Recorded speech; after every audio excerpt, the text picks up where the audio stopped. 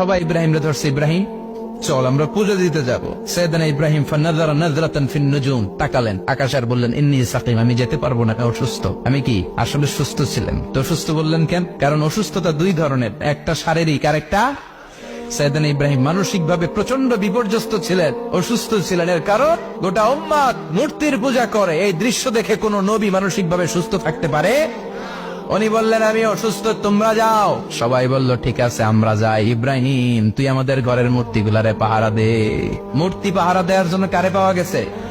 সাইয়েদনা ইব্রাহিম কয় ঠিক আছে আজকে পাহারা দি, মুজাম্মের পাহারা, যা তোরা দিতাছি, পাহারা দিতেছি যা। এইবার সাইয়েদনা ইব্রাহিম মূর্তির ঘরে ঢুকলেন, দেখেন কি সুন্দর কথোপকথন আল্লাহ তুলে ধরলেন। আল্লাহু আকবার। মূর্তির ঘরে, দেবীর ঘরে ঢুকে উনি ঘুরে ঘুরে তাকায়, দেখে একটা এমনি হাত আর একটা ব্যাগ করে 14-15টা হাত নিয়ে তাকায় আছে। উনি সবগুলোর সামনে এভাবে তাকায় আছে, দেখে এক একটা এক এক চেহারা, একটা হাতির গণেশ স্টাইলের, আর একটা এরকম, আর একটা নারীর, আর একটা বাঘের, আর একটা তলোয়ার নিয়ে আইতাছি কোপায় ফেলাবে, আছে না নাই? সবগুলোর সামনে যায়, যে দেখে আর অবাক হয় কত ধরনের খোদার কাছে এরা কত কিছু চায়। আর যে দেখে প্রত্যেকটার সামনে ডেজার্টস আইটেম, মিষ্টান্ন, এক একটার সামনে রসমলাই, এক একটার সামনে কালো জাম, লাল জাম, রসগোল্লা, চামচাম, দুধ মালাই, মালাই চপ, আছে না নাই?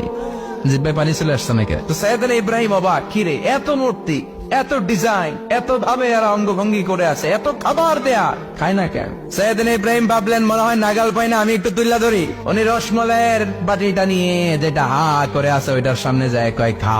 কি কয়? বানাই করতেছি মনে হয়।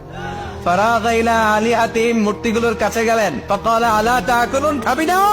খাবি না দাদা, আমি গেছি খা, কোরআন থেকে বলছে, ঠিক কিনা? উনি ভাবলেন ওরা হয়তো খেতে পারে না, নাগাল পাচ্ছে না, কিংবা আমারে দেখে লজ্জা পাচ্ছে। নিচ থেকে রসমলাইয়ের বাটি তুলে ধরলেন, উনি বললেন খা, আর ওগুলা কয় হা হা করে নিচ্ছে, নড়েও না সরেও না। উনি মুখের সামনে তুলে ধরে বললেন আলা তাকুলুন, খা। সবগুলার সামনে গেলেন, খা খা, কেউ খায় না, ওগুলো হা করে আছে। সাইয়েদনা ইব্রাহিম বললেন খা, কেউ কথা কয় না। উনি বললেন খাবি না কেন? তাইলে কথা ক। এই যে কষ্ট করে উড়াইলি, মুখের সামনে দিলাম, খাবি না কেন? কথা বল। আলা তাকুলুন, খাবি না কেন? কথা বল। মা লাকুম লা তাতাকাল্লামুন, খাবি না কেন? মা লাকুম লা তানতিকুন, হয় খা নয় কথা ক। বলতেই লাগলেন খা খা, প্রত্যেকটা মূর্তির সামনে গেলেন, খা, ওগুলো করে আছে আ, কোনো কথা কয় না। কয় কেন খাবি না? তাইলে কথা ক।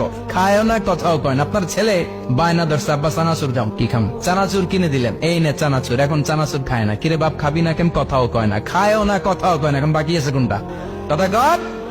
ফারাগা আলাইহিম দারবাম বিল ইয়ামিন, ডান হাতে কোপানো শুরু করলেন, ইচ্ছে মতো খুশি কিল মারতে মারতে মূর্তিগুলার সাইজ। ফারাগা আলাইহিম দারবাম বিল ইয়ামিন, এক একটা নবীর হাতে জান্নাতি শক্তি দিয়েছে কে? খা নাইলে কথা ক। খায় না, কথাও কয় না, বাকি আছে মায়ের। মারতে শুরু করলেন, মারতে মারতে সব শেষ। তারপরে খুঁজে পেলেন একটা কুড়াল। কি পেলেন? কুড়াল দিয়ে মারতে আরো সুবিধা, খালি এটারে এভাবে মারে, ওইভাবে মারে। মারতে মারতে যতগুলো মূর্তি ছিল সবগুলো মেরে বড় মূর্তিটার গায়ে মারতে যাবে, in the mean time stop, কয় না এটারে মারো না। ফাজআলাহুম জুদাদান, সবগুলার টুকরা টুকরা, ইল্লা কাবীর আল্লাহুম, 12টা ছাড়া ওইটারে রেখে দিলেন। আর বুদ্ধি করে কুড়ালটারে বড়টার কান্দে ঝুলাইয়া দিলেন, বড় মূর্তিটার কাদের মধ্যে ঝুলাই দিলেন। ঘটনাটা সুন্দর হয়েছে না? এখন কেমন যেন মনে হয় এটা কুপাইয়া দাঁড়া রয়েছে বাবার বেটার মতো। বড় পূজার শেষ, পূজার দিনক্ষণ শেষ। বিকেল বেলা পূজা মণ্ডপ থেকে সব এসে দেখে সর্বনাশ। পাহারাদার ইব্রাহিম কই, আনতা ফাআলতা হাযা বিআলিহাতিনা ইয়া ইব্রাহিম। ইব্রাহিম সর্বনাশ কে কইছে? তুই কইছত নি? আইনো বড়টাই কইছে, ওইটারে জিজ্ঞেস করো। বল ফাআলাহু কাবীরুহুম হাযা ফাসআলুহুম ইন কানু ইয়ানতিকুন, কোরআন থেকে বলছে, আমি করি নাই। ওই দেখ কুড়ালটা কার কান্দে, বড়টার কান্দে, ওইটারে জিগা। সবাইকে খাইছে। সবাই বলে ইব্রাহিম তুমি কি জানো না এগুলো কথা বলে না? সাইয়েদনা ইব্রাহিম বলে যে এটা কথা কয় না, ওইটার পূজা করস কেন? যেটা কথা বলে না, যেটা নিজেরাই নিজেদেরকে মায়ের থেকে বাঁচাতে পারে না, নিজেরাই নিজেদেরকে রক্ষা করতে পারে না, তোরে কিভাবে রক্ষা করবে? এগুলোর পূজা কেন করিস? ফাবুহিতাল্লাযী কাফার, কারো কোনো জবাব নাই, লাজা। সবাইকে ইব্রাহিম তুই বড্ড বেড়ে গিয়েছিস, তোরে নমরুদের কাছে নেওয়া হবে, রশি দিয়ে পেঁচিয়ে নমরুদের কাছে নেওয়া হবে। নমরুদের নাম শুনছেন? শোনেন নাই বোধহয়, শোনেন নাই? পৃথিবীতে 4 জন বাদশা ছিল, যারা গোটা বিশ্বের বাদশা। গোটা বিশ্বের 2 জন কাফের, 2 জন মুমিন। মুসলমানের একজন হচ্ছে জুলকারনাইন, আরেকজন হচ্ছে সাইয়েদনা সুলাইমান। কাফেরের একজন হচ্ছে বাখতানাসার, আরেকজন হচ্ছে নমরুদ। এই নমরুদের কাছে নিয়ে যাওয়া হলো রশি দিয়ে বেঁধে। এবার নমরুদের সাথে কি ডায়ালগ মারছে এটা তো আর কোরআনে নাই, কথা দাও। এটাও আছে। নমরুদ বলে, ইব্রাহিম শুনলাম তুমি নাকি আমাদের খোদাগুলোরে মারছো, তুমি নাকি কোন আল্লাহর ইবাদত করো, তুমি নাকি কোন নতুন রবের তথ্য নিয়ে আমাদের বাবেল নগরীতে আগমন করেছো।